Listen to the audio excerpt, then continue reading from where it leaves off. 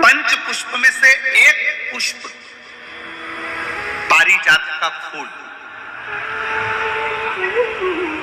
जिसको हार श्रृंगार का फूल भी कहते हैं, जिसको शिडली का फूल भी कहते हैं। पारिजात, हार श्रृंगार, मैं निवेदन करूंगा आस्था चैनल से कि पारिजात का जो पुष्प है उसका दर्शन भी आप सभी श्रोता भाई बहनों को टीवी के माध्यम से कराते जाए। जितने लोग टीवी पर कथा सुन रहे हैं, जितने लोग फेसबुक यूट्यूब पर कथा सुन रहे हैं, वो भी इस पारिजात के फूल का दर्शन अवश्य करें। और एलईडियां लगी हुई हैं, उन पर भी आप आराम से पारिजात के फूल का दर्शन कर सकते हैं। पारिजात का पुष्प, हार श्रृंगार का फूल, ऊपर से सफेद, नीचे जो उसकी डंडी होती है वो थोड़ी नारंगी होती है, संतरे के कलर की होती है, नारंगी कलर। महाराज,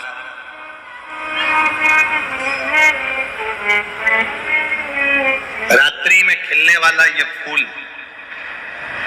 रात्रि में जो फूल खिलता है ये पारिजात का, और हार श्रृंगार का जो ये पुष्प है, जिसको हार श्रृंगार भी कहते हैं, पारिजात भी कहते हैं, और कहीं कहीं इसको शिडली का पुष्प भी कहते हैं। ऊपर से सफेद होता है, नीचे उसकी जो डंडी होती है वो नारंगी कलर की होती है। शिव कथा कर रही, शिव महापुराण का चरित्र कर रहा। जिस समय पर संतान की प्राप्ति नहीं होती या किसी कारण से हमारे यहां वंश की वृद्धि नहीं होती, तब देवाधिदेव महादेव की आराधना पारिजात के फूल से करी जाती है। अब उस पुष्प को चढ़ाने का एक तरीका है, जरा ध्यान दीजिएगा। पंच पुष्प शिव महापुराण की कथा आप लोग सुनने के लिए बैठे हो, बड़ी आस लगाकर बैठे हो, उसको समझिए।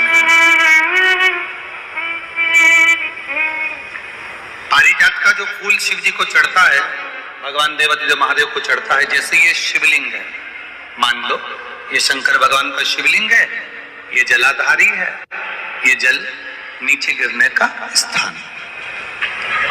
आप लोगों ने पहले कथा सुनी है ना सबने, आपको सबको मालूम होगा।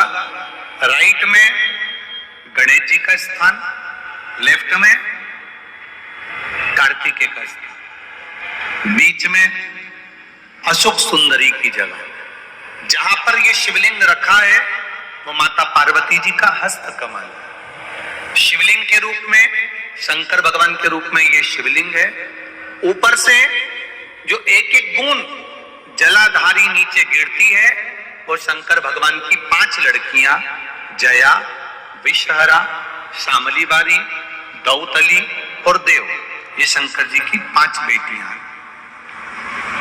वंश वृद्धि के लिए, कार्य सिद्धि के लिए, वैभव प्राप्ति के लिए, या अपने हृदय की सुख समृद्धि के लिए, संतान प्राप्ति के लिए पारिजात, हार श्रृंगार के फूल की शिव जी को आराधना होती है।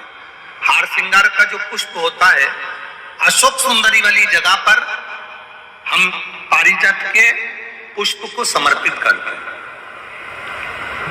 उसकी डंडी का जो मुख है वो शिवलिंग की ओर होता है जब अपन अशोक सुंदरी पर चढ़ाते हैं, और फूल का मुख इधर होता है। वापिस उसी पारिजात के पुष्प को उठाकर हम माता पार्वती जी के हस्त कमल पर, जो गोल हस्त कमल है, वहां समर्पित करते हैं। उस जगह पर माता पार्वती जी की ओर से जो पुष्प समर्पित किया जाता है, उसकी डंडी पारिजात की हमारी ओर होती है, पुष्प का मुख महादेव की ओर होता है। तीसरी जगह, जब हम पारिजात के पुष्प को अशोक सुंदरी पे से उठाकर जगत जननी के हस्त कमल पर रखते हैं, हस्त कमल पे से उठाकर देवाधिदेव महादेव के शिवलिंग पर रखते हैं, उस समय पर पारिजात के पुष्प की डंडी शिवलिंग के ऊपर होती है और फूल का मुख अपनी ओर होता है। इस जगह पर पारिजात के पुष्प की डंडी के केसर से ही महादेव को त्रिपुंड लगाया जाता है और महादेव से प्रार्थना करी जाती है। अब पारिजात के फूल का केसर कैसे बनाना है वो भी एक बार आप लोग अच्छे से समझे। जैसे मान लो अभी पारिजात का तो फूल यहाँ पर नहीं है, पर आप टीवी पर दर्शन कर रहे होंगे।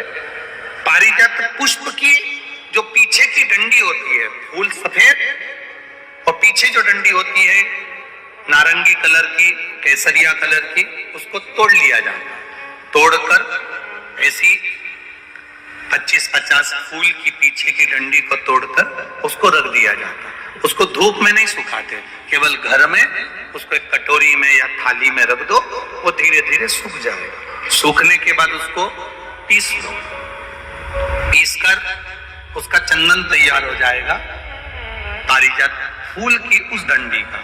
और जिस समय वंश के लिए, सिद्धि के लिए, कार्य सिद्धि के लिए या वैभव प्राप्ति के लिए हम पारिजात का पुष्प देवादिदेव महादेव को समर्पित करते हैं, उस समय इसी को पानी में घोलकर देवादिदेव महादेव को जब आप लगाएंगे तो जैसे केसर घुलती है, केसर का जैसे कलर होता है, केसर जैसी सुगंध करती है, वैसे की वैसे ही ये पारिजात की जो डंडी आप लोगों ने सुखाई है, वही डंडी का जो चंदन बनाया है, शिव जी को लेपन करा है, उस समय पर अपने हृदय की बात आपने जो देवादिदेव महादेव को कही है, बस वही सुगंध हमारे जीवन में आना प्रारंभ हो जाती है। वो पारिजात हार श्रृंगार।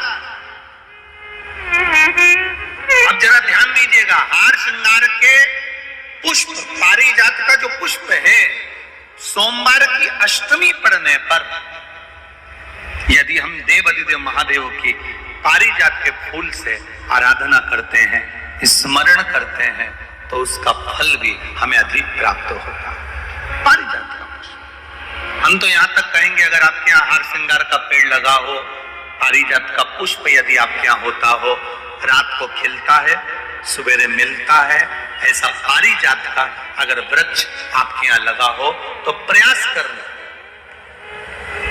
12 महीने शिवरात्रि आती है, बोलो आती कि नहीं आती? आती है ना 12 महीने। 12 महीने शिवरात्रि आती है। कैलेंडर पर एक गोला बनाकर रख देना कि हमको ये शिवरात्रि आई है, हर महीने की शिवरात्रि तुम्हारे ध्यान में रहेगी।